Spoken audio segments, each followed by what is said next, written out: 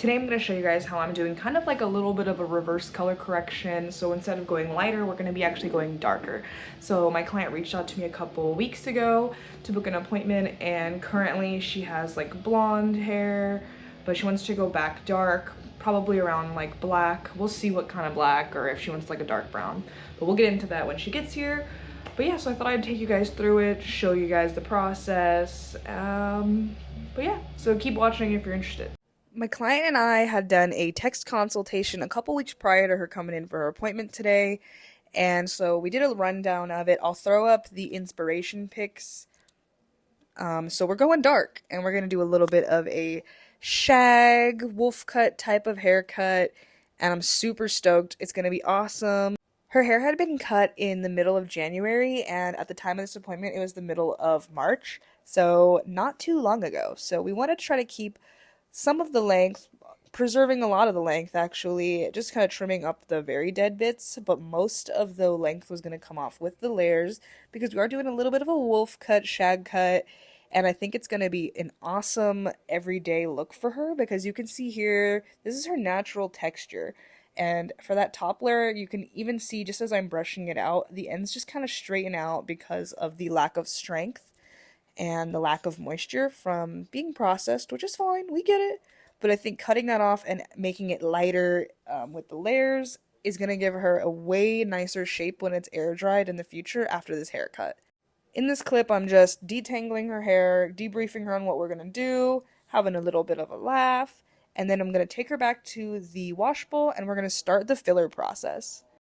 When you're doing a process like this, taking someone from light to very dark, you do have to do something called a filler. So what a filler is going to do is it's going to replace the pigment in the hair that was removed.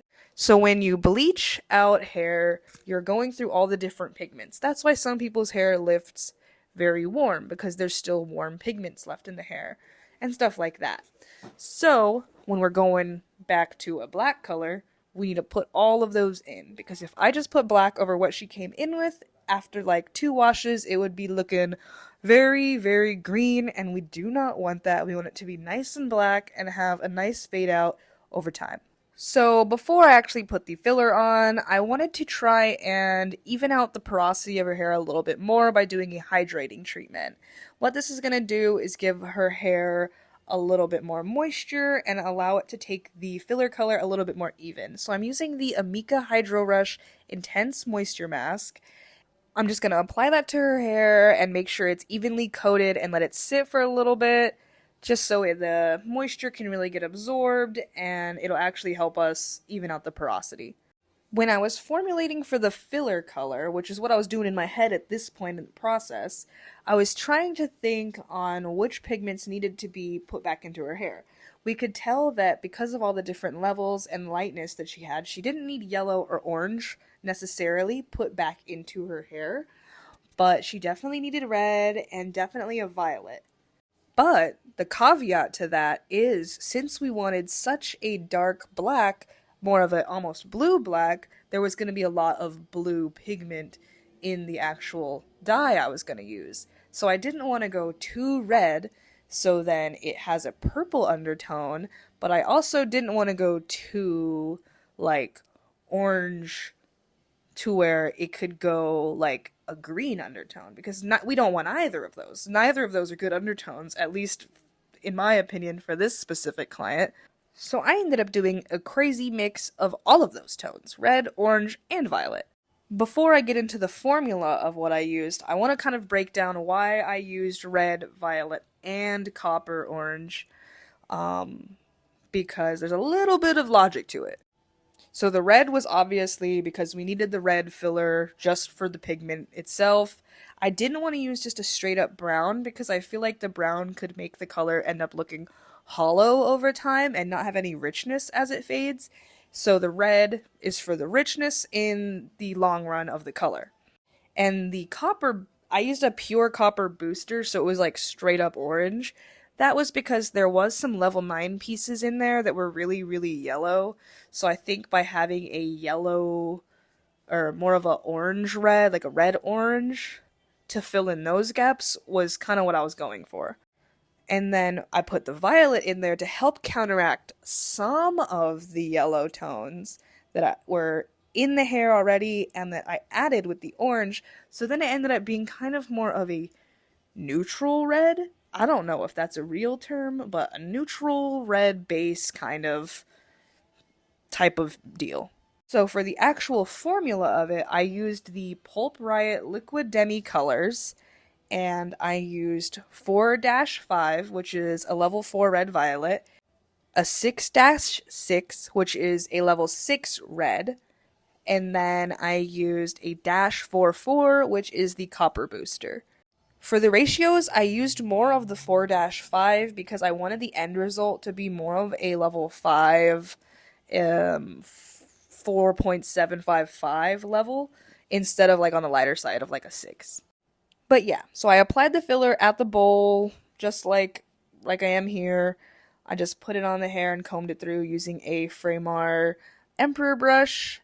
It's a little bit easier when you're doing a kind of a corrective service like this to do the filler color at the bowl because you can get a little bit sloppier with the application. You don't have to go section by section. So then the client isn't in the chair all day going back and forth from the wash bowl to the processing chair or the cutting chair or whatever. But yeah, so I like to do my fillers at the bowl if I can, and that's what I'm doing here. Yeah, I let it sit for about 15 minutes and then I washed it out.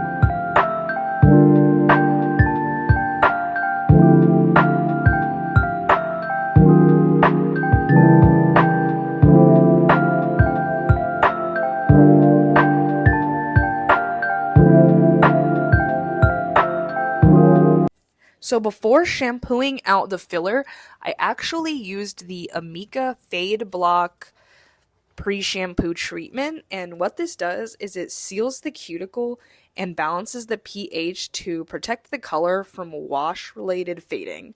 At least that's what the description says on the website. And I have noticed this work very well, so that's why I'm doing it here, and I use it on a lot of my clients that I have to do double processes on because it helps so much. Side note, this is not sponsored by Amika. I just really like their products. Anyways, then I went in with the Amika Hydro Rush shampoo and conditioner to wash and condition her hair after the fade block and after the filler, and then I just blow dried her hair to 100%.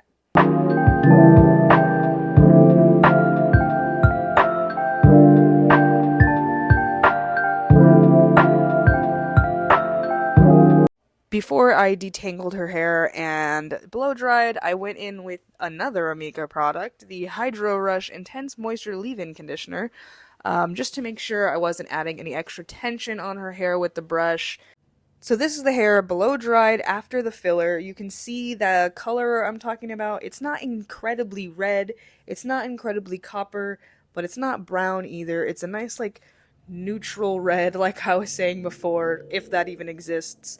And then I started getting into formulating for the actual black hair color. Like I had said previously, my client does have a lot of gray hairs. If I had to break it down into a percentage, I'd probably say between 60 and 75%. So when you're trying to cover gray hair, it's a little bit different because there's no pigment and it doesn't take the color as easy. So for the natural regrowth, the 2 inches that I'm applying to right now in this video, I did use a 20 volume developer. So I used a 1-0 by Pulp Riot Faction 8 with a little bit of -11, which is their blue additive, to make sure it doesn't end up any warm tones at the roots for some reason, and then a 20 volume. Grays take a little bit more time to fully color and take the dye, so I applied to the roots first and then I went into the ends. For the ends, I also used a slightly different formula because they were previously processed and very porous. I knew they were going to take the color no matter what. But what I didn't want to happen is that in some areas, like the very end, it look a lot more black or a little bit darker than other areas. So I ended up doing a 1-0 and a 3-0, more of the one. So I think I did 3 ounces of 1-0 and then 1 ounce of 3-0, and then I added an extra 0.75 ounce of -11 blue additive. By lightening it up like half a level to like a 2, it helps leave room for the hair to like darken because of the porosity. I mixed the end color with a 6 volume developer because we just needed deposit. We didn't need any sort of lightening or anything like that. After I applied the color, I let it sit for about 20 minutes and then we washed it out.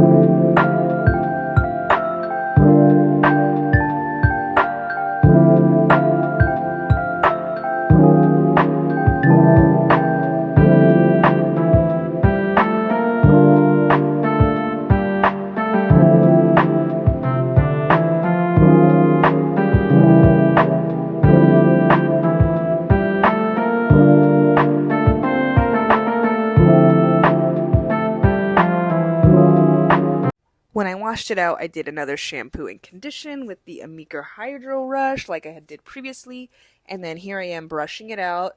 For products before the cut and the blowout, I used, again, the Hydro Rush Intense Moisture Leave-In Conditioner. I used the Super Skinny Relaxing Balm by Paul Mitchell, the Super Skinny Serum by Paul Mitchell, and the Olaplex Volumizing Blow Dry Mist.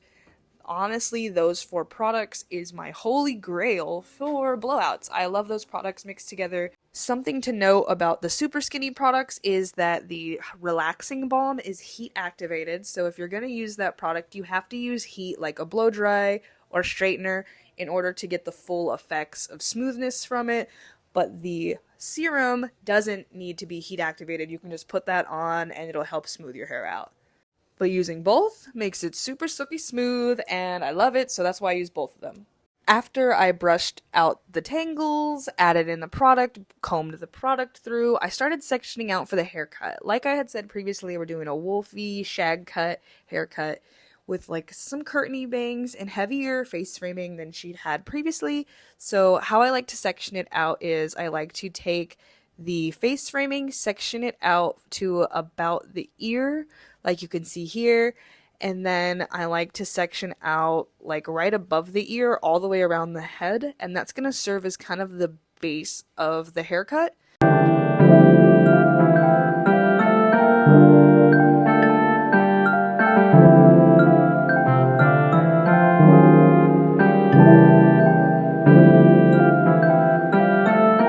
So what you're going to see in the clip is me cutting the initial like layers, I guess, like in the longest part. So I just take it out at about a 90-degree angle from the head and just cut it from the very bottom as the guide because, again, we were trying to keep the length. So I used the longest hair as the guide and just cut it straight up. And that kind of created the bottom blend of the layers because for this cut, we kind of like that look of the like skinny ends. So I know there's some wolf cuts that it's like still kind of full at the ends, but then there's other ones where it's a little bit more like skinny and like thin. Kind of think like modern day scene kid hair vibes, like how it's kind of like a little more wispy. That's what we were going for, and doing these layers on this initial like bottom layer of the hair gives you that kind of more like skinny tapered down look instead of being really heavy at the bottom.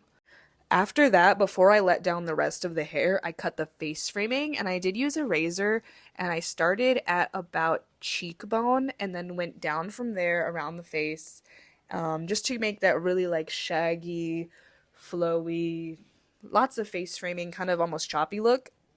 And then I let down the top layer using the face framing as a guide and cut the rest of the layers like round layers throughout the whole head, following the head shape so that they looked really full on the top and again more tapered at the ends. After I finished the haircut, I went in and did a blowout using an Olivia Garden brush. I believe it's the 1 1/4 inch brush, and it left us with this gorgeous blowout. Here's the end. It's such a nice dark black shade. It has like that midnight black cool undertone like we wanted. Covered the grays completely. And you can see like this is what the back of the haircut looks like, and this is what the side looks like, and the layers are layering and it's giving so much volume and shape. I'll put some pictures right here. But thanks for watching, and don't forget to like and subscribe and check out my other social media.